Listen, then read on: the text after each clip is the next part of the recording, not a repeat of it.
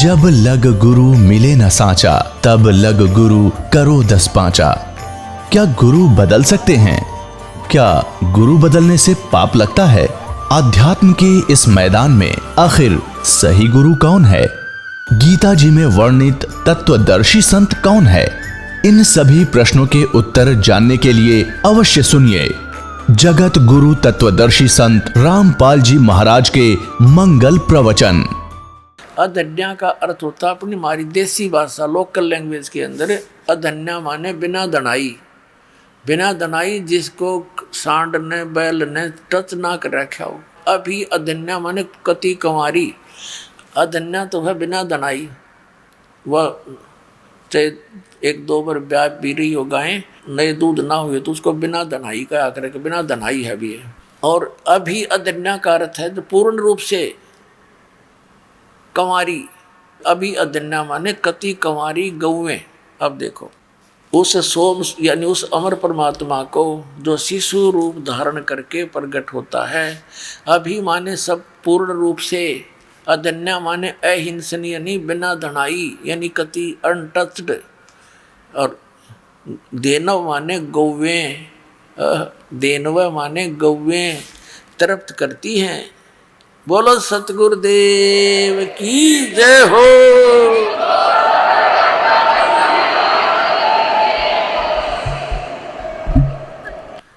अब परमात्मा कहते हैं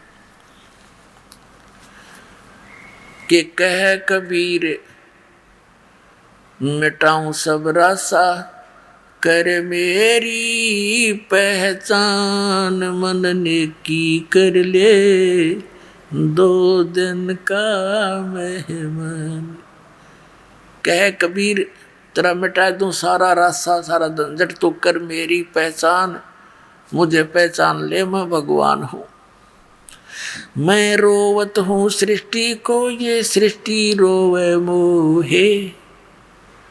गरीबदास इस वियोग को समझ न सकता कोई। कबीर साहब कहा करते कि मैं तन्नू रो मेरे बच्चे, तुम मुझे पहचान लो, मैं तुम्हारा पिता हूँ, मैं तुम्हारा भगवान हूँ, तुम्हें सुख दूंगा, मेरी बात मान लो या भक्ति कर लो। अरे इन बुराइयां न छोड़ दो, गोटी रहना, दारू पीना, मांस खाना, चोरी बकवाद करे, मैं दूंगा, तुमने जो चाहिए वो दूंगा, पर मेरे नियम में चल के देखो कुछ दिन। तो फिर कहते मैं रोवत हूँ सृष्टि को, और यह सृष्टि रोवे मोहे। ये भगत श्रद्धालु किसी भी धर्म मजहब के भगवान के लिए भटक रहे हैं, और मैं इनके लिए भटक रहा हूँ। इन नकलियां ने हमारे बीच में दरार पैदा कर दी। अज्ञानियों ने भगवान की परिभाषाएं बदल दी। जब हमारे चारों वेद परमात्मा की महिमा सुना रहे हैं और हम इनको एथेंटिक मानते हैं, इनमें जो लिखा फाइनल है परमात्मा की महिमा, और या कौन सी दवाइयाँ की किताब है। वेद कोई औषधि की बुक नहीं है। इसमें जो लिखा है परमात्मा के लिए लिखा है, और परमात्मा कैसी लीला करता है इसमें वर्णित है।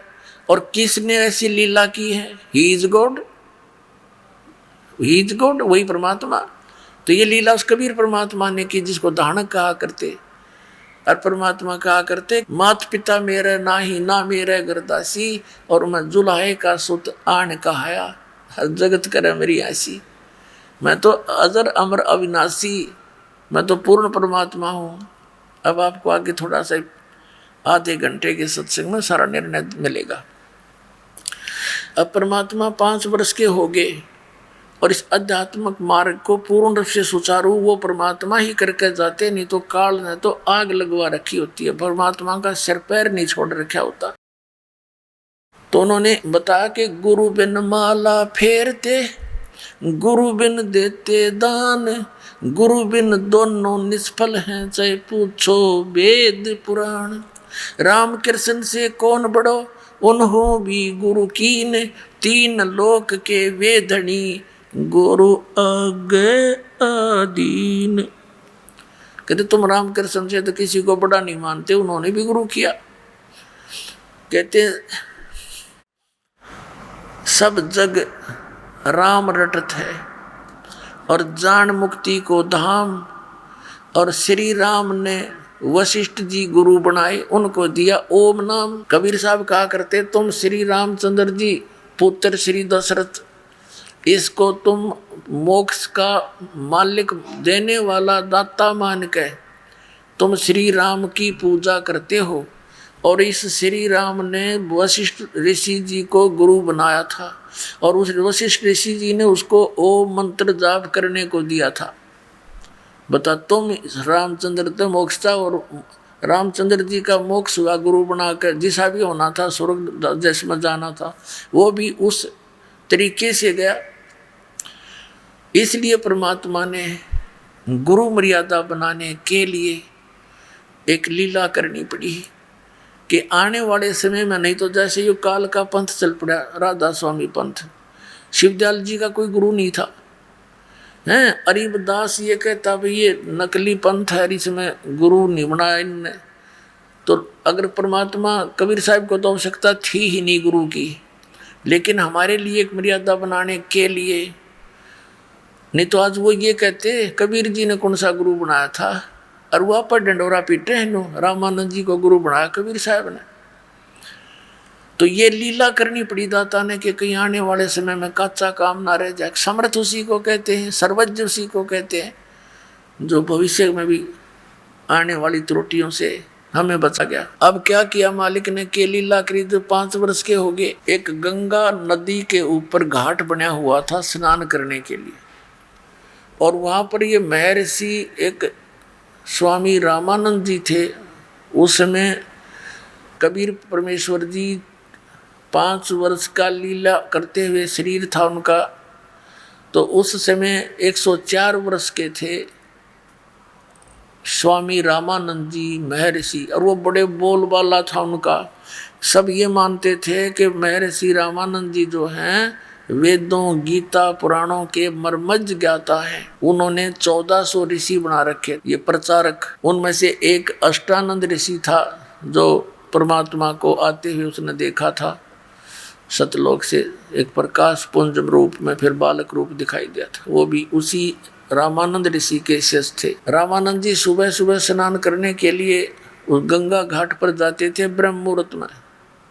गर्मियों का मौसम था। परमात्मा जाकर के कबीर जी उन पौड़ियों में लेट गए। रामानंद जी अंधेरे में नीचे जा रहे थे स्नान करने के लिए, पौड़ी उतर रहे थे। परमात्मा के सिर में उनकी खड़ाऊ लग गई रामानंद जी की। जैसे बालक रोया करते हैं वो लीला रोने की करी। एकदम रामानंद जी झुक गए। किस बालक का चोट लगी, क्यों साधु संत बड़े दयालु होते हैं। एकदम नीचे झुके तो उनके गले में एक कंठी थी। कंठी बोलते हैं, एक कंठी होती है तुलसी के लकड़ी के, एक मनका होता उसमें, एक मणिया, और वो धागे से बांधकर अच्छी लटकाते नीचे तक की, अच्छी लंबी, यानी आसानी से काट ले, नावा जब उसने निकाल दे फिर पैर ले। ऋषि जी बड़े बड़े जटा रखाया करते थे। तो वो कंठी जो थी वो धागे में एक मन का डला हुआ, वो क्या होती है, वो ये पहचान होती है कि ये उपदेशी है और वैष्णव परंपरा से है। तो वो जब नो झुके एकदम रामानंद जी, उनकी वह कंठी निकल गए और कबीर जी का गल गई गले में। अंधेरा था। रामानंद जी ने तो सिर्फ ये कहा कि बेटा रो ना, रो मत बेटा, धोखे से पैर लग गया तेरे, और राम राम बोल बेटा, राम राम बोल। राम के नाम ते सुख होता है, दुख दूर होते हैं। अब कबीर साहब चुप हो गए। अब रामानंद जी ने सोचा किसी का बालक होगा, रास्ता भूल के आ गया। कहा बेटा तू यहाँ बैठ जा, मैं स्नान कर लेता हूँ, तुझे तेरे घर भिजवा दूंगा और चिंता ना कर। रामानंद जी तो स्नान करने लग गए। वो वहाँ से अंतर ध्यान हुए और अपने वो मुंह बोले माता पिता की झोपड़ी में आके विश्राम किया। अब उधर से रामानंद जी स्नान करके बाहर आए तो देखा बालक है नहीं। इधर उधर देखा, एक दो से पूछा कि यहाँ एक बच्चा था, अगले हमने नहीं देखा। तो रामानंद जी ने सोचा भाई चला गया होगा बालक, अंधेरे में तभी चल गया होगा, रोशनी होगी है, चला गया होगा। बात उसका ध्यान से उतर गई। अब परमात्मा ने क्या किया, स्वामी रामानंद जी का शिष्य ऋषि एक विवेकानंद नाम का अपने अक्षेत्र में जहाँ उसका अक्षेत्र बांट रखा था 1400 ऋषियों में से एक उसका भी अक्षेत्र था। तू यहाँ प्रचार करेगा, ये इनको तू समझाएगा, इनकी शंका समाधान करेगा। तो सत्संग कर रहा था। कबीर साहब भी जा बैठे वहाँ। कबीर साहब जा बैठे तो जब उसने प्रसंग शुरू किया कि विष्णु जी सर्वेश्वर हैं, इनके कोई माता पिता नहीं, सर्वेश्वर हैं, यही 3 रूप धारण करके सब कार्य करते हैं। ये कभी रजगुण ब्रह्मा बन जाते हैं, कभी तमगुण शिव बन जाते हैं। ये सब के जनक हैं, ये सब देवों के देव हैं, अजरो अमर हैं, इनके कोई माता पिता नहीं है। जब उसने वो शिव पुराण की कथा कह सुन ली, भगवान विष्णु के ऊपर उसने प्रसंग चलाकर सत्संग किया, तब परमात्मा खड़े हुए और पूछा कि हे स्वामी जी, मैं आपसे कुछ शंका का समाधान चाहता हूँ। अब सारे श्रोता बैठे। अब विवेकानंद जी ने कहा, क्या बोल बेटा, क्या पूछते हो? आपने ये कहा कि विष्णु जी का कोई माता पिता नहीं, अजरो अमर है, सर्वेश्वर है, इनसे ऊपर कोई परमात्मा नहीं है। तो मैंने एक दिन एक ब्राह्मण कथा कर रहा था शिव पुराण में, रुद्र संहिता के अंदर 5वां, 6वां और 7वां अध्याय वो पढ़ रहा था। उसमें मैंने सुना कि उसमें लिख रखा है ऐसे ऐसे कि इस काल रूपी ब्रह्म से और दुर्गा के संयोग से विष्णु की उत्पत्ति हुई। अब देखिए जरा, उसमें मैं तो खर पढ़ा नहीं, ऐसा है। अब ब्राह्मण ने पढ़ा, न्यों का न्यों पाया। कहते हैं, राज तजना सहज है, सहज तरिया का ने, और मान बढ़ाई ईर्षा दुर्लभ तजना ये। अरे इनके छोड़े बिना भगवान नहीं मिले, ना तो बनाए जाओ बात। आँखों पढ़ पढ़ा कर उनका नो बोला, अरे झूठ बोलता है, ऐसा इसमें कुछ नहीं है। उसको पता था सारे अशिक्षित बैठे हैं। और कहने लगे, उस विषय को बदल दिया। विषय को बदल कर कहने लगा, तूने किसी से नाम ले रखा, ये तिलक विलक लगा रखे हमारे जैसे? परमात्मा ने कहा कि हाँ, मैंने नाम ले रखा है, दीक्षा ले रखी है। किससे ले रखी है? विवेकानंद जी बोले कि जिससे आपने ले रखी है। अच्छा, तू कौन है, तेरी क्या जाति है? अब परमात्मा तो बोल नहीं पाए, श्रोता ही कहने लगे, ये तो नीरू का लड़का नहीं है, दानक का, जुलाहे का। नीरू जुलाहे का पुत्र है ये। इसकी तो आदत है, जहाँ भी जाता है यू छेड़छाड़ करे बिना नहीं टिकता। और विवेकानंद कहता है कि अच्छा, ये जुलाहे का लड़का, और क्या कहता है तू, मेरे गुरुजी से उपदेश ले रखा है? हाँ जी, आप जिस गुरुजी से आपने उपदेश ले रखा है, उसी से मैंने ले रखा है। देखो रे श्रोताओं, देखो भाइयों, कितना झूठा और कपटी है ये, है ना पाखंडी। कैसी झूठ बोल रहा है, ऐसे ही पुराणों के बारे में झूठ बोल रहा है ये। मेरे गुरुजी पता तूने कौन है? वो कहता विवेकानंद परमात्मा से। परमात्मा कहते, मुझे मालूम है आपके गुरुदेव और मेरे गुरुदेव स्वामी पंडित रामानंद जी महर्षि।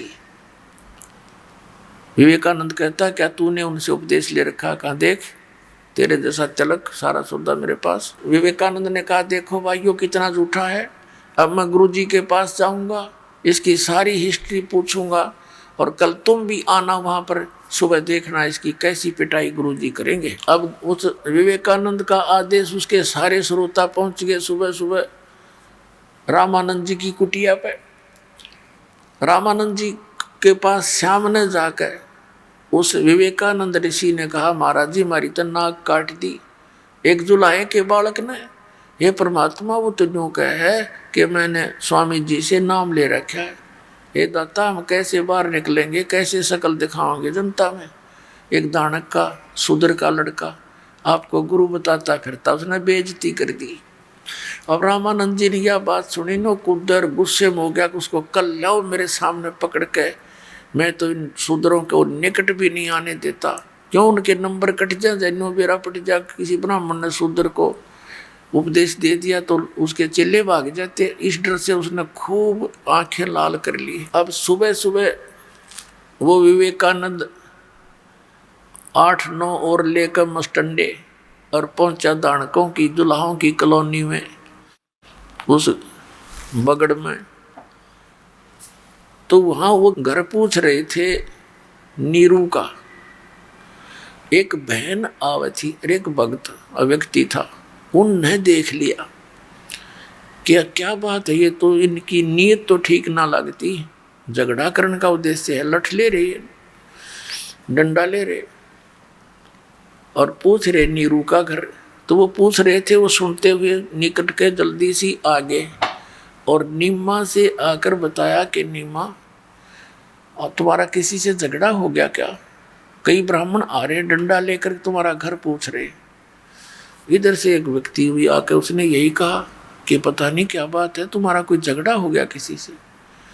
वह नीमा समझ गई कि कबीर किसी ने छेड़छाड़ का है बामणा ने, और ये पहला छेड़ा छेड़ी करें जाया करते, किसी को जाकर छेड़ दे कह देते सच्ची, और सच्ची का फिर दुख होया करे। तो कई उलाने आया करते दिन दिन में नीमा के, वह भी तंग हो रही थी। अब उसको पता था कि वो कल फिर किसी न किसी के साथ इसने छेड़छाड़ की होगी, रास्ते ये मारने कूटने पा के डंडे ले रहे थे। तो उसने क्या किया, अपने बच्चे को, बच्चा ही मानती थी वो, तो कहा झोपड़ी में सोए थे, वो तो वक्त जा लिया उठा के और कहा बेटा तू झोपड़ी के पीछे बैठ जा और लेट जा तू यहाँ पर। उसके ऊपर कपड़े डाल दिए पुराने पुराने से बेका से, और बोलिए ना जब तक मैं ना कहूँ। कहा अच्छा माता जी। अब वो इतने में पहुँच गए वह विवेकानंद और उसके समर्थक सपोर्टर, और वो जाते कहने लगे वो कहाँ है तेरा पुत्र नीमा, कहाँ है तेरा बेटा? वो कहने लगी जी क्या बात होगी, अग बात का तो वहाँ पता चलेगा गुरु जी के पास। वो कहती है जी मैं धमका दूंगी मेरे बेटे ने, आज के बाद कुछ नहीं कहेगा तुम्हारे को। नहीं नहीं अब तो वहीं फैसला होगा। अब वो माई तो एक तरफ धक्का दे दिया और बढ़ गए झोपड़ी में, पटक कर ठा के नो लठा डंडा गेला हाथ लाऊं तो वो फिर दानक बन जा। पंडित जी थे, लठा गेला डंडा गेला नो रजाई उठा उठा देखे, पलंग चारपाई सी थी वह उछल दी। नीमा ने पूछा जी कोई कारण तो बता दो, क्या गलती कर दी मेरे बेटे ने? अब परमात्मा ने सोचा ये माई ने घना दुखी करेंगे, निकल कर उस गुदड़ गाभे में तो बाहर कपड़े थे खड़े हो गए और कहने लगे रे विवेकानंद आजा झोपड़ी के पीछे खड़ा हूं मैं। अब वो माई ने सोची देख निकम्मा यू के ग्रह। अब वो तो भाग कर गई, आवाज सुनते ही पकड़ लिया। अब वो जब लेकर चलने लगे परमात्मा को, नीमा लिपट गई अपने बच्चे का नो पकड़ के छाती से।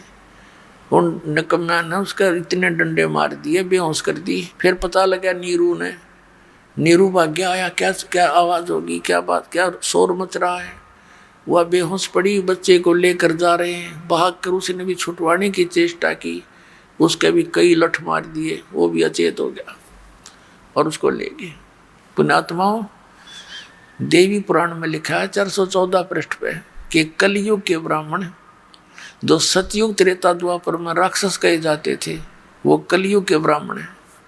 एक बार देखा है दो दे ब्राह्मण पे जग जा। ये देखिए देवी पुराण, श्रीमद देवी भागवत पुराण, गीता प्रेस गोरखपुर से प्रकाशित है। और इसके कौन है संपादक? हनुमान प्रसाद पोदार, चिमनलाल गोस्वामी। ये गीता प्रेस गोरखपुर से प्रकाशित है, ये आपके समक्ष है। अब इसके 414 पृष्ठ पर आपको दिखाते हैं। एक तीन पंडिता का पता लगा कि से ब्राह्मण थे। ये संक्षिप्त देवी भागवत छठा स्कंद और 414 पृष्ठ पे।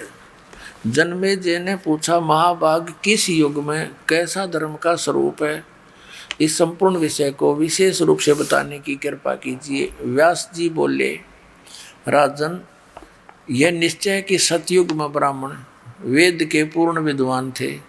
उनके द्वारा निरंतर भगवती जगदम्बा की आराधना होती थी। भगवती का दर्शन करने के लिए उनका मन सदा ललायित रहता था और प्रत्येक गांव में शक्ति मंदिर का उद्घाटन हो, इस विषय की उनके मन में बड़ी उत्सुकता थी। अपनात्माओं, एक इस पवित्र देवी पुराण के इस लेख से ये स्पष्ट हो गया कि सतयुग के ब्राह्मण विद्वान किसे थे, ये नौकेन के द्वारा देवी की पूजा होया करती।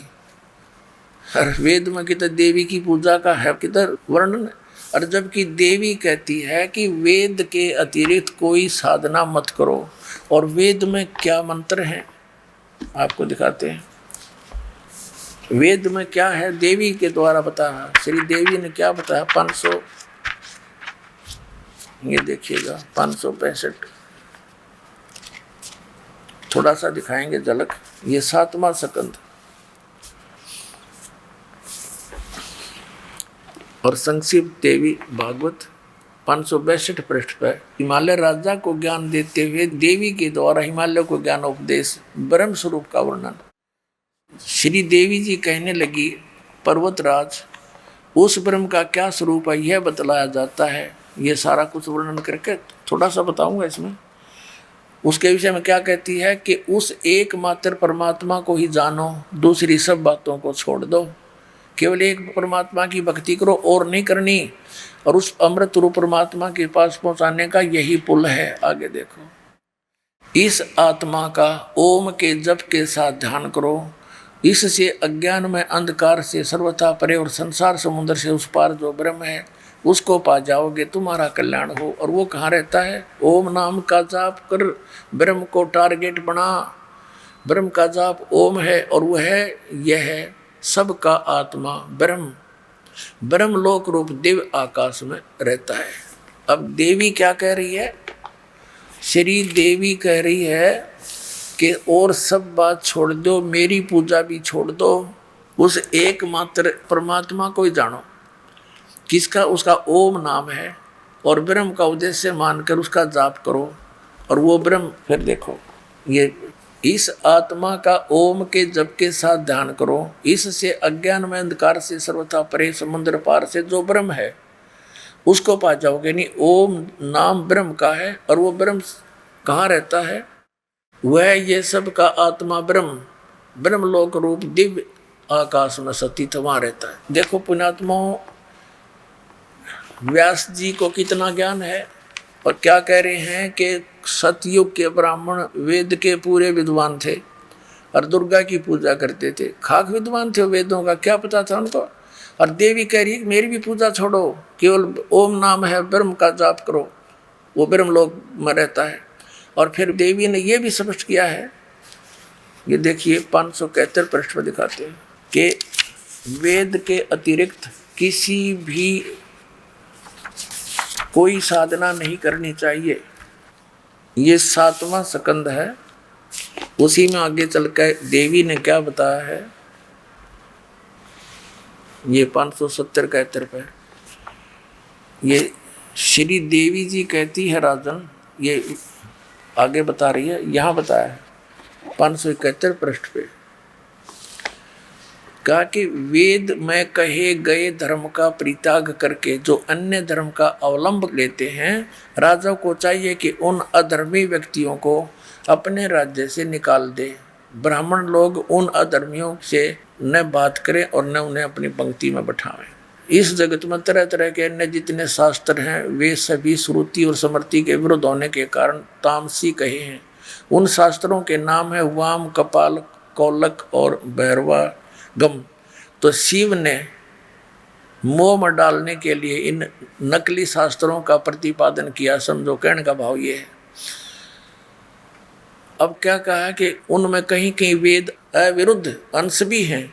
वेदज्ञ पुरुष उस अंश को ग्रहण कर लें तो कोई दोष नहीं।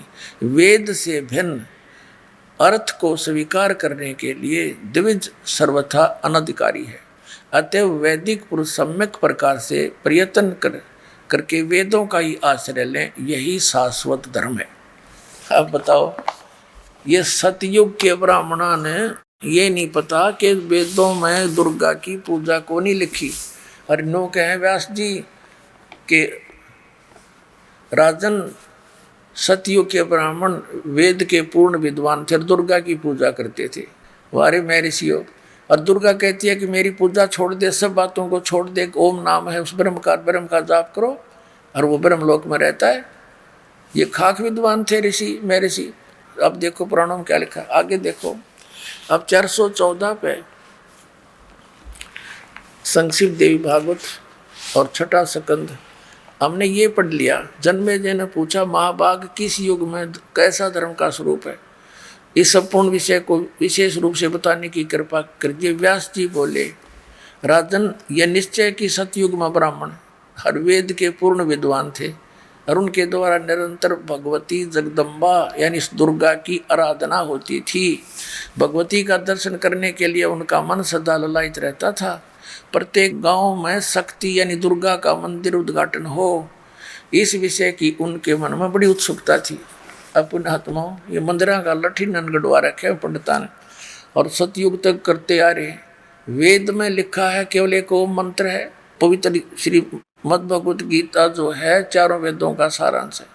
उसमें कहीं भी दुर्गा की पूजा का है कितने नामो निशान, और दुर्गा कहती है उसकी पूजा करो। अब आगे वो व्यास जी क्या कहते हैं, इसी 414 पृष्ठ में देखो, जो हमारा प्रसंग है उसको लेते हैं। ये वही यहाँ क्या बताया है कि धर्म की यही सती थी, त्रेता में रही परंतु कुछ ह्रास हो गया था। सतयुग की जो सतिथि थी वह द्वापर में विशेष रूप से कम हो गई थी। राजन, उन प्राचीन युगों में जो राक्षस समझे जाते थे वे कली में ब्राह्मण माने जाते हैं, क्योंकि अब के ब्राह्मण प्राय पाखंड करने में तत्पर रहते हैं। दूसरों को ठगना, झूठ बोलना और वैदिक धर्म कर्म से अलग रहना कलयुगी ब्राह्मणों का स्वाभाविक गुण बन गया है। अपना आत्माओं ये कंसेप्ट कलयुग करना जरूरी था। दास ने कह दिया कि ये कलयुग के ब्राह्मण सतयुग में जो राक्षस होते थे उन कैसे हो गए, और उन्होंने ये कर्म इब करके दिखाया। क्या किया, बेरहमी से कूट छेद कर उन नीरू और नीमा को पटकिए अपनी मान बढ़ाई के लिए, और परमात्मा उस बालक को घसीट कर ले गए। वहाँ उनके गुरु रामानंद जी बैठे थे कुटिया में, आगे पर्दा लगा लिया। श्रोता वो दर्शक गणे आगे ब्राह्मण के भी ये पता करेंगे झूठा कौन है, और विवेकानंद जानबूझ कर बुला के ले गया, तेरी फिर इज्जत रह जाएगी हमारे गुरुजी की। वो उस विषय को भूल जाएंगे ये लोग। अब झोंपड़ी में रामानंद जी अंदर बैठे हैं, कबीर परमेश्वर 5 वर्ष के बालक बाहर खड़े हैं। बीच में पर्दा डाल दिया गेट का ऊपर, ये दिखाने के लिए मैं तो शूद्रों का सुबह सुबह दर्शन भी नहीं करता। तो रामानंद जी ने पूछा कि रे बालक, तेरी जात क्या है और तू किस भगवान की भक्ति करता, तेरा पंथ क्या है। अब देखो वो परमात्मा हमारे लिए कितने दुखी हो रहे हैं। 1-2 कौड़ी का जीव रामानंद, उसके आगे ऐसे खड़े परमात्मा हाथ जोड़ के, जैसे एक सुयोग्य शिष्य को अपने गुरु जी के सामने व्यवहार करना चाहिए, ऐसे खड़े हैं परमात्मा। अब क्या वार्ता होती है, आदरणीय गरीबदास साहिब जी ने अपनी वाणी में कितनी अच्छी चित्रित की है। आडा पर्दा लाए कर रामानंद बूजंत, दास गरीब कुलंग छवि अदर धार को दंत। जो बड़ी के अंदर पांव पटके गुस्से में जैसे मृग कूदा करे नो, और नो क्या प्रश्न किया, कौन जात कुल पंथ है, कौन तुम्हारा नाम है, दास गरीब आधीन गति ही बोलत है बलि जाऊं मैं। अब गरीबदास जी कहते हैं कि बलिहारी जाऊं मैं उस भगवान पे। रामानंद जी के सामने कति कितना अधीन होकर बोलते हैं और सच्चाई कहते हैं साथ साथ। क्या बोले परमात्मा, रामानंद जी ने पूछा कि कौन तुम्हारी जात है और कौन तुम्हारा पंथ और के तुम्हारा नाम है। परमात्मा ने क्या बताया, जात हमारी जगत गुरु और परमेश्वर है पंथ, दास गरीब लिखत पढ़े मेरा नाम निरंजन कंत। ओए मेरी जात पूछते हो तो मैं जगत गुरु हूँ, और मेरा पंथ पूछते हो मैं परमेश्वर का पंथ है मेरा एक ईश, जिसको सरपुरुष कहा है। गीता जी अध्याय नंबर 15 के श्लोक 16 और 17 में 3 पुरुष हैं, सरपुरुष, अक्षर पुरुष, परम अक्षर पुरुष। इसको ईश, ईश्वर और परम अक्षर पुरुष को परमेश्वर कहते हैं। तो क्या बताते हैं, जाते हमारी जगत गुरु और परमेश्वर है पंथ, दास गरीब लिखत पर मेरा नाम निरंजन कंत। क्योंकि मैं पूर्ण परमात्मा हूँ और मैं उस परमेश्वर का पंथ लिए हुए हूँ। इस बात से रामानंद जी घना दुखी हो गया कि देख छोटा सा बालक कैसी बकवाद कर रहा है। रे बालक सुन दुर्बुद्धि तेरा घटमट तन आकारे, दास गरीब दर्द लगा जब हो बोले सिरजनहारे। पर गरीबदास साहिब जी के बता रहे हैं कि जब रामानंद जी को परमात्मा ने अपने आप को परमात्मा कह दिया, इस बात का दुख माना रामानंद ने और गाली देने लग गया। रे बालक सुन दुर्बुद्धि तेरे तो घटमट तन आकार, तू तो सामने खड़ा दिखाई देता है और वो परमात्मा तो निराकार है जिसके बारे में तू कह रहा है ना मैं वही भगवान आया हुआ हूँ। रे बालक सुन दुर्बुद्धि तेरा घटमट तन आकार। गरीबदास जी कहते हैं दास गरीब रामानंद जी का दर्द हो गया इस बात का जब परमात्मा हो बोले सृजनहार के मैं सृजनहार हूँ। और किसे उलाने दिए कैसी अब उधर बातें कही, तुम मोमन के पालवा तेरा जुल्हे के गर्भास, और दास गरीब अज्ञान गति तेरा ऐसा दृढ़ विश्वास।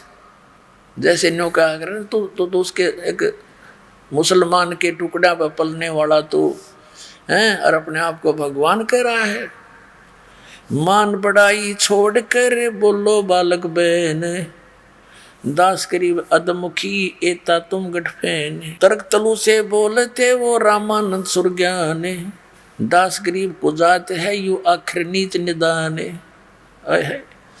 कितनी अभद्र बातें कही भगवान को उस रामानंद ने कि ये तो कुजात है।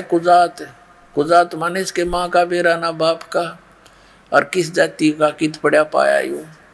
इस भाव से बोल रहा है कि तर्क तलु से बोलते वो रामानंद सुरज्ञान, दास गरीब कुजात है यू आखिर नीच निदान।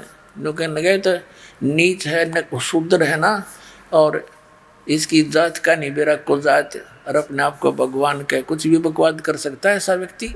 अब परमात्मा के बोले मैं के बदन खुलास करे सुन स्वामी परवीन, दास गरीब अजात हूँ तै जो कहा बलि जाऊं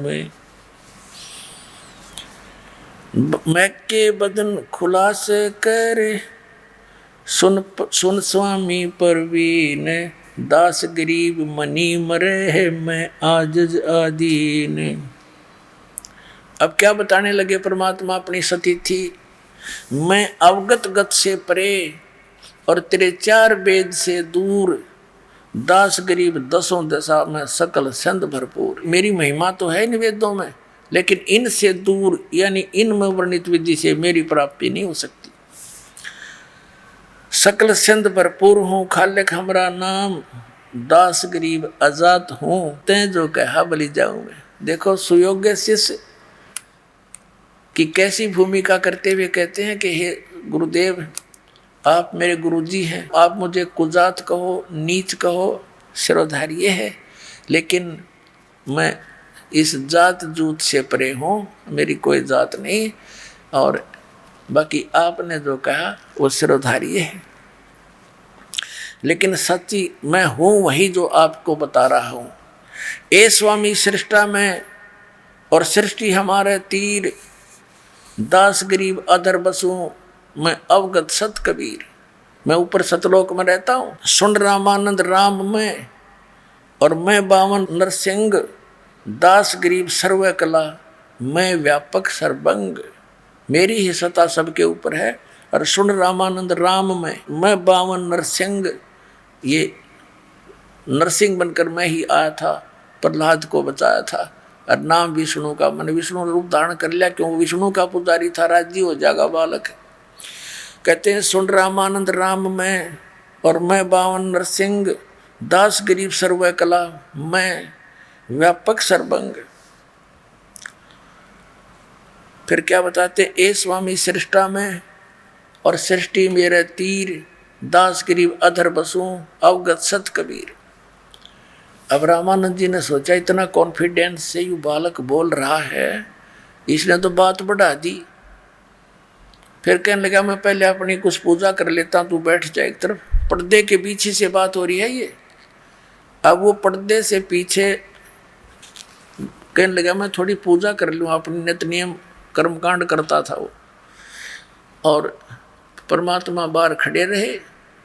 रामानंद जी क्या कर रहे थे, जैसे भगवान विष्णु की एक काल्पनिक मूर्ति बनाते थे। वो कर्मकांड बाहर मूर्ति पूजा से नहीं करते थे, लेकिन मूर्ति की कल्पना करते थे, अभ्यास कर रखा था।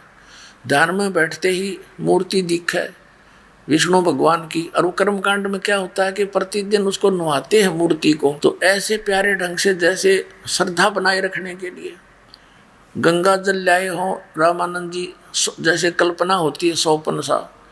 और फिर क्या किया, सारे कपड़े उतार दिए मूर्ति के। कर्मकांड केवल मानसिक पूजा कर रहा था, मानसिक कपड़े उतार दिए सारे। और फिर उनको नवाया, नवा के फिर सारे कपड़े पहना दिए, तिलक लगा दिया और मुकुट रख दिया भगवान श्री कृष्ण विष्णु जी के सिर पर। अब फिर क्या देखा कि भगवान के गले में कंठी नहीं है, वो माला नहीं। मुकुट रखने के बाद उस दिन मुकुट नहीं उतार सकते, अगले दिन उतरे वो, नहीं तो पूजा खंडित। और माला नहीं डली भगवान के गल में, पूजा अधूरी फिर खंडित। इसलिए रामानंद जी ने सोचा इस माला को उठा के और मुकुट के अंदर से डाल दूं। वह डालने की चेष्टा करने लगा तो मुकुट में फंस गई, वह आगे ना गई। तो रामानंद जी इतना चिंतित हो गया कि हे भगवान, आज मेरे से कौन सी गलती बन गई। हे परमात्मा, जिंदगी में पहली बार मेरे से भूल लगी, आपके गले में आपका श्रृंगार रह गया दाता। इतना चिंतित हो गया, आज कौन सी भूल पड़ गई। हे भगवान, बुढ़ापा आ गया, कदे बनी बनाई पूजा बिगड़ जाए, मेरी भक्ति नाश हो जावे। परमात्मा खड़े थे सामने, पर्दे थे पीछे बाहर। कबीर साहब कहने लगे स्वामी जी, इस माला की गांठ खोल लो गुंडी, और फिर इसको दोबारा गांठ लगा दो गले में डालकर, मुकुट उतारना नहीं पड़ेगा, आपकी पूजा बच जाएगी। अब रामानंद जी ने सोचा, रे तेरा गजब यो, पर्दा ला रखा और मैं कोई मूर्ति ले नहीं रहा, मानसिक पूजा कर रहा हूं, और इस बालक ने मेरी समस्या जाने ली। कहते हैं उसी समय इसको ब्राह्मण कहते हैं। ब्राह्मण सो जो ब्रह्म पहचाने, ब्राह्मण उसको कहते हैं जो भगवान को पहचान ले। उसी समय आडा पर्दा दूर भगा और लीना कंठ लगाए। एकदम बूढ़ा आदमी बाहर निकल कर आया, उस बच्चे को जिसको ब्राह्मण लोग छूते भी नहीं थे, कपड़ों से भी नहीं छूने देते थे, और सामने कई सैकड़ों की संख्या में ब्राह्मण विराजमान थे। तो पुण्यात्मा, इसको ब्राह्मण कहते हैं। कहते हैं वक्त पड़े सौदा करे कोठे डारे ज्ञान, तो इसको ब्राह्मण कहते हैं। उसने समाज नहीं देखा रामानंद जी ने, उसने जिसके लिए वो मर मिट रहा था, सारा जीवन गाल दिया था, वो सामने खड़ा, एक तरफ पूरा संसार, एक तरफ भगवान। तो उस ब्राह्मण ने परमात्मा सेलेक्ट किया और उस बच्चे को सीने से लगा लिया। नो, हे परमात्मा, आपने मेरे मन की बात पकड़ दी।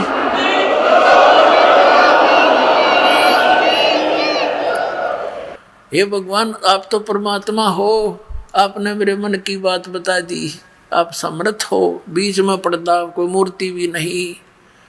इसको ब्राह्मण कहते हैं, पर भगवान ने पहचान दे। फिर क्या बताते हैं, मन की पूजा तुम लखी, मुकुट माल परवेश, गरीब दास गति कौन लखे, तेरा कौन वर्ण के वेखे। अब रामानंद जी क्या कहते हैं कि मेरे मन की बात आपने पकड़ ली, आप परमात्मा हो, आप भगवान हो। हे परमात्मा, आपने कैसे पहचाने हमारे जैसे जीव, आप किस वेशभूषा में खड़े, एक छोटा सा बालक धोती बांधे खड़ा, और किस वर्ण में, एक शूद्र जात में प्रगट हो रहे। ये परमात्मा, तुझे कैसे पहचाने हम जीव। तो ये क्या बताता है रामानंद जी, मन की पूजा तुम लखी, मेरे मन की बात बता दी, आप परमात्मा हो, लेकिन आपको कैसे पहचान सकते हैं हमारे जैसे जीव। आप किस वेशभूषा में और किस वर्ण यानी शूद्र जाति में, वर्ण में आपने कौन माने भगवान।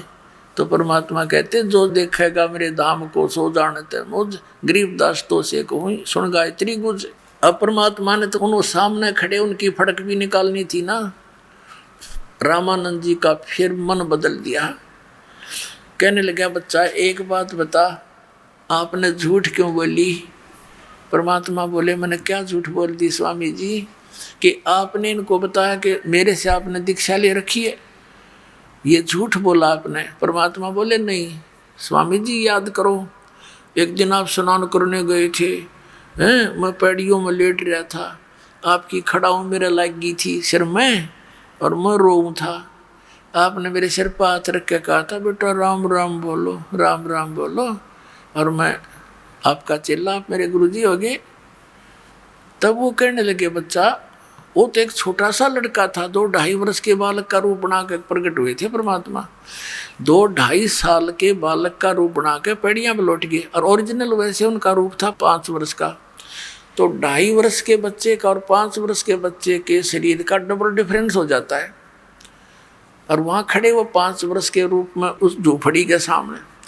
तब परमात्मा ने कहा देखो स्वामी जी, एक सेवक की चारपाई थी बाहर झोपड़ी के बाहर, उस पे 2.5 वर्ष के बालक का रूप बना के विराजमान हो गए परमात्मा, और कहने लगे देखो ऐसा था मैं। अब रामानंद जी ने 6 बार तो उस बालक 2.5 साल के बालक का रूप की तरफ देखा, और 6 बार देखा वो 5 साल के बालक की ओर, आंखें मसल मसल के देखा कि कदे मेरा आँखों धोखा लग रहा हो। फिर परमात्मा ने सोची इस बुढ़े का जच्ची नहीं यह बात, तो 2.5 साल का बच्चा उठा, 5 वर्ष के शरीर में समा गया, अकेले परमात्मा खड़े रह गए। बोलो सतगुरुदेव।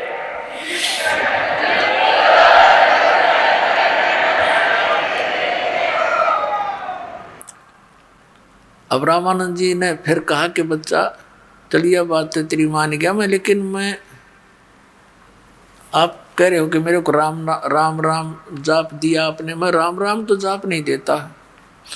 परमात्मा ने कहा आप ओम नाम जाप देते हो, और ये बताया ना करते इस मंत्र को, कोई भी नहीं बताता। अपने शिष्यों से भी ये कहा जाता है कि ये ना कहना किसी को ओम ओम जाप कर लेनी, तो खंडित हो जाता नाम। उसको ये कहा जाता राम राम, भाई राम का नाम जप ले। राम का नाम जो मंत्र वेदों में है वो ओम मंत्र है। तो रामानंद जी ने सोचा भाई ये तो कोई ऋषि ब्राह्मण बता नहीं सकता, शूद्रों को तो नाम देते नहीं, हम इनको तो भनक भी नहीं लगा नाम क्या क्या जाप होता है। फिर पूछा कि एक बात और बता, मैं कंठी भी देता हूँ जिसको नाम देता हूँ, माला कपड़े से नीचे निकाल कर दिखा दी, देखिए डाली थी आपने मेरे गले में। अब रामानंद जी तो सहम गया कि भाई वो बालक को नहीं, ये बच्चा नहीं है। और वो आ रहे उसकी चौंध तोड़न, उसका जो है ना अज्ञान हटाने के लिए, अपनी प्यारी आत्मा के लिए खड़े थे। क्योंकि सतयुग में यही रामानंद जी की आत्मा, एक विद्याधर नाम का ब्राह्मण था और इसकी पत्नी थी दीपिका, इनका कोई संतान नहीं थी। इनको ऐसे ही एक तालाब के ऊपर कमल के फूल पर मिले थे। उन्होंने इनको बचपन में से कुंवारी गाय से दूध से मालिक की परवरिश हुई, वहाँ कर्म बना के आए थे। अगले जन्म में यही दीपिका और विद्याधर त्रेता के अंदर वेद बीज ब्राह्मण और सूर्या नाम के थे, तब परमात्मा इनको फिर मिले थे। फिर आगे चल के रामानंद जी कलयुग में विवाह नहीं कराया, बचपन से ही 15-16 वर्ष की आयु से ही ऋषि बन गए थे भगत। तो वहाँ के फिर संभाला, कहते हैं 2 जन मेरी शरण है ताका हूँ मैं दास, और गेल गेल लग गया फिर जब तक धरती आकाश। तब उसको निकालना था, बन के बैठ गया चौधरी साहब पंडित जी, रकक का पता नहीं, उसने मरो नरक में जाना था। तो उसकी फड़क निकालने के लिए सारी क्रिया की दाता ने, और शिष्य बनकर उसका उद्धार किया। रामानंद जी समझ गया कि बालक नहीं कोई और कहानी पाओ गया था। उन सब ब्राह्मणों से कहा तुम जाइयो अब यहाँ से। अब वो चले गए उठ के, दोनों बैठ के वहाँ, और 5-4 रह गए जितने सुनना था सत्संग चर्चा उनकी।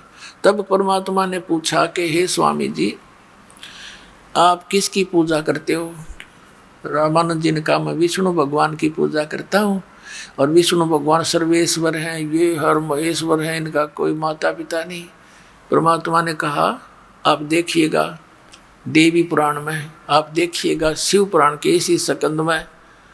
अब वो तो विद्वान पुरुष था, उसको याद था, सारी कंठस्थ याद थी, सारी बात परमात्मा कहते गए, वो मान गया, क्योंकि उसके 16 दिन आगे थे, ये इतनी लीला देख ली भगवान की, तो काफी सहमति देने लग गया था। फिर परमात्मा ने कहा, मान लीजिए आप विष्णु की पूजा करके कहाँ जाओगे? कि विष्णु लोक में जाऊंगा। वहां कितने दिन रहोगे?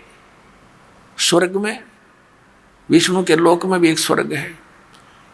तो ये तो बुद्धिमान इतना तो ज्ञान रखते थे, विद्वान पुरुष थे, कहने लगे जी जितना समय मेरा पुण्य का होगा तब तक रहूंगा। परमात्मा बोले फिर कहाँ जाओगे उसके बाद? कि फिर तो पता नहीं बच्चा कहाँ ठिकाना होगा। फिर क्या खाक भक्ति कर रहे हो आप या हैं? वहां गए फिर नरक में, वो क्या चाहता है उस स्वर्ग ने?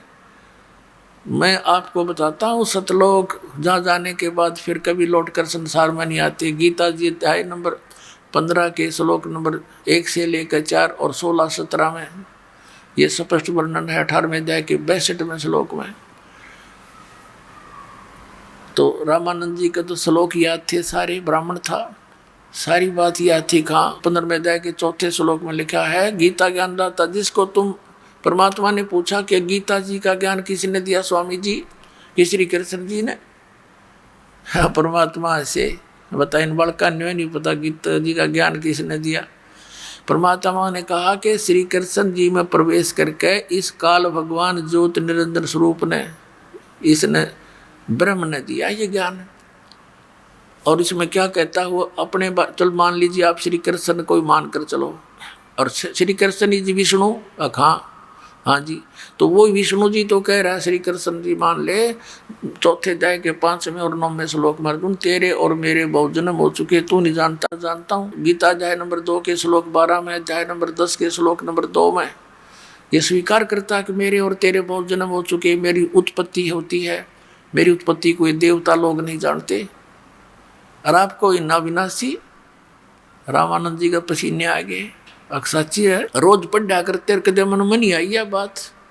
फिर परमात्मा ने कहा कि 15वें अध्याय के 4थे श्लोक में कहा कि तत्वदर्शी संत की प्राप्ति के पश्चात परमेश्वर के उस परम पद की खोज करनी चाहिए जहाँ जाने के बाद साधक फिर लौटकर कभी नहीं आते, और जिस परमेश्वर ने सारे ब्रह्मांडों की रचना की है, और कहा कि उसी की पूजा करो। परमेश्वर कबीर जी ने पूछा था रामानंद जी से कि 18वें अध्याय के 62वें श्लोक में ये आपका गीता ज्ञान दाता अपने से अन्य किस परमेश्वर की शरण में जाने को कह रहा है? वह परमात्मा कौन है? रामानंद जी कहते हैं नहीं वो तो अपने ही विषय में कह रहे थे।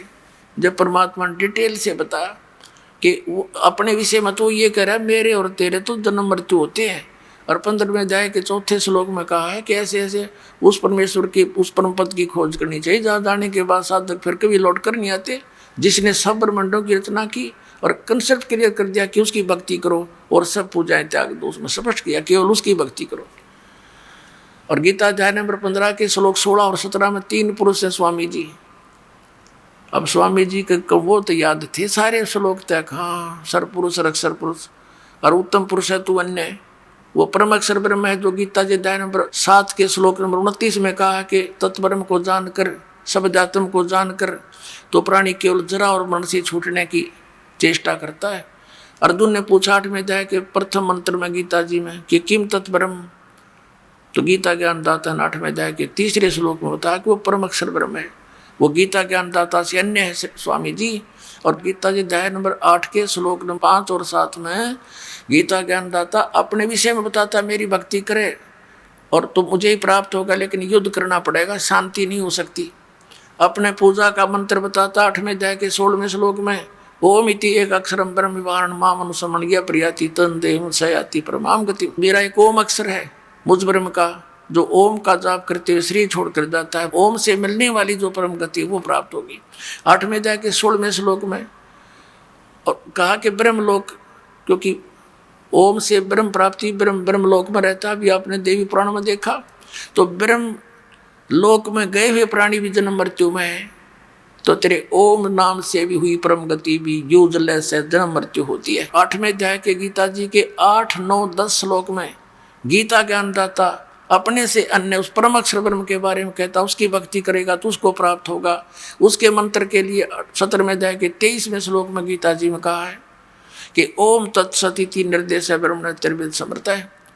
उस सच्चिदानंद घन ब्रह्म परम अक्षर ब्रह्म के पाने का 3 मंत्र का जाप है, वो आपको पता है? अक नहीं बच्चा, मुझे तो ओम त ऊपर किसी चीज का पता नहीं। तब परमात्मा ने कहा, इसलिए गीता जी अध्याय नंबर 18 के श्लोक नंबर 62 में गीता ज्ञानदाता कहता है, उस परमेश्वर की शरण में जा, उसकी कृपा से तो परम शांति और सनातन परम धाम को प्राप्त होगा, जहां जाने के बाद फिर लौट कर नहीं आती। अपने आत्माओं, हमारा ये पिछला रंग जल्दी से उतरदा नहीं। रामानंद जी तो सारी उम्र खो दी थी, 104 साल का बूढ़ा हो गया था, ये डोलेड होते और थोड़ी सी अंदर समाधि लग जाती, उस समय न सोच रहा था मैं ऋषि हो गया मैं। रामानंद जी ने कहा कि बच्चा, मैं समाधि लगाता हूँ, मेरी बहुत दूर तक समाधि जाती है। परमात्मा बोले, लगा तेरी समाधि। वो तो अभ्यास हो रहा था, 1 सेकंड में लगाई और अंदर चला। कहाँ पहुँच गया? त्रिकुटी पर पहुँच गया। और परमात्मा साथ साथ वो 5 साल के बालक पहुँच गया त्रिकुटी पे। परमात्मा बोले, इब आगे की जाएगा, आगे कहाँ जाओगे? आगे पता नहीं। अब देखो मैं बताता हूँ, ये 3 रास्ते, त्रिवेणी शुरू होती है यहाँ से। ये सीधा रास्ता जाता ब्रह्मरंध्र कहते हैं, और ये लेफ्ट वाला है धर्मराज के दरबार में जागा। जब तेरा समय पूरा होगा स्वामी जिस त्रिकुटी तक गए, वो आप ले जाएंगे, तेरे साथ पार खदाएंगे। वो फिर आपको इस रास्ते ले जाएंगे। इस पे जाके सबसे पहले धर्मराज का वो ऑफिस है, उस कार्यालय में आपका अकाउंट होगा पुण्य और पाप का। फिर आप जिस भी इष्ट के साधक हो, फिर उस इष्ट के पास आपको बाई फोर्स भेज दिया जाएगा। और ये सामने है ब्रह्मरंध्र, इसके खोले बिना मोक्ष नहीं हो सकता। तेरे किसी भी मंत्र से, ओम नमः शिवाय या ओम भागवते वसुदेव या जो तू जाप करता केवल ओम, इसने खोल कर दिखा दे।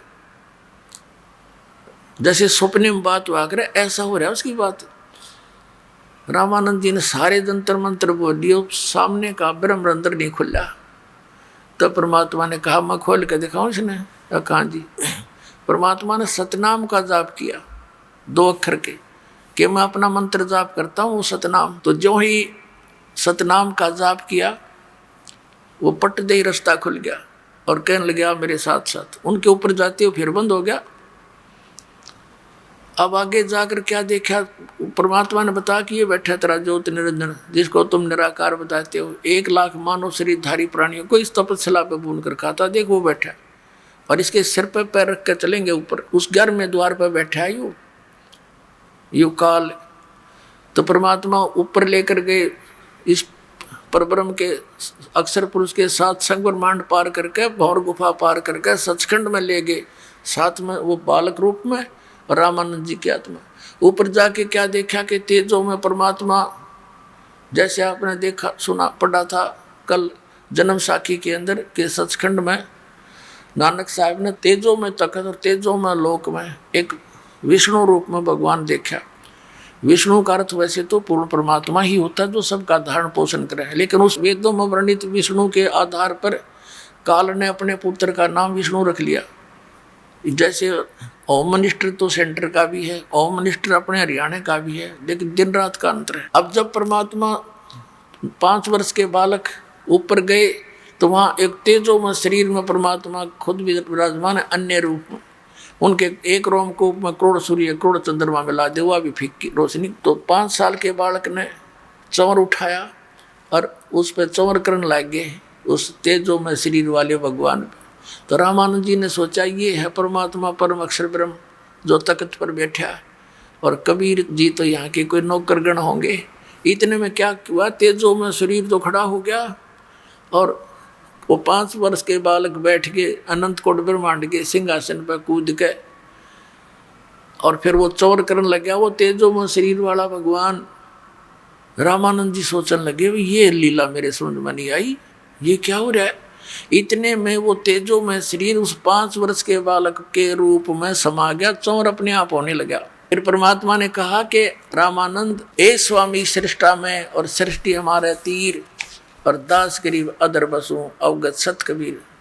मैं वो परमात्मा हूँ, मैं पूर्ण परमात्मा हूँ। तो फिर रामानंद जी क्या कहने लगे, होय होय। फिर उनको वापस भेज दिया कि जाओ ये बापना जाइए नीचे। रामानंद जी एकदम समाधि वापस आई और ऐसे फड़फड़ी सी ली जैसे सोपन देखा करें। और सामने क्या देखा, 5 वर्ष का बालक फिर सामने बैठा, चरणों में पड़ गया। 104 साल का ब्राह्मण विद्वान बना फिर था। होय होय। तहा वहां चित चक्रित भया, देखा फजल दरबारे। गरीबदास साहब जी कह रहे हैं वहां जाकर मन चक्रित हो गया जब देखा फजल दरबार। फजल माने उस न्याकारी भगवान का दरबार देखा। तहा वहां चित चक्रित भया, भाई देख फजल दरबारे। गरीबदास सिजदा किया, हम पाए दीदारे। तुम स्वामी मैं बाल बुद्धि, ब्रह्म कर्म किए नासे। गरीबदास निज ब्रह्म, तुम मेरा हो गया दृढ़ विश्वासे। कहते मैं तो बालक बुद्धि, तुम स्वामी। रामानंद जी कहते 5 वर्ष के बालक को 104 वर्ष के वो विद्वान पुरुष मैं ऋषि पाक रहा था, सच्चाई से परिचित होकर कहने लगा तुम स्वामी मैं बाल बुद्धि। मेरा तो बालक जैसा ज्ञान था मालिक, तेरे ज्ञान का अगर सच्चाई से मैं परिचित हुआ। तुम स्वामी मैं बाल बुद्धि, ब्रह्म कर्म किया नासे। गरीबदास निज ब्रह्म, तुम मेरा हो गया दृढ़ विश्वासे। रामानंद जी कहते हैं वो निज ब्रह्म, वो तत् ब्रह्म आप ही हो, मेरा तो पक्का विश्वास हो गया। दो ठोड़ है एक तू, भया एक से दो। गरीबदास हम कारण तुम आए हो मगजो। कहते दो उठौड़ तू ही है दाता, ऊपर भी यहाँ भी पृथ्वी पर भी वहां पर भी तू ही है। दो उठौड़ है एक तू और भया एक से दो। गरीबदास हम कारण आए हो मगजो। बोलो सतगुरुदेव की जय हो।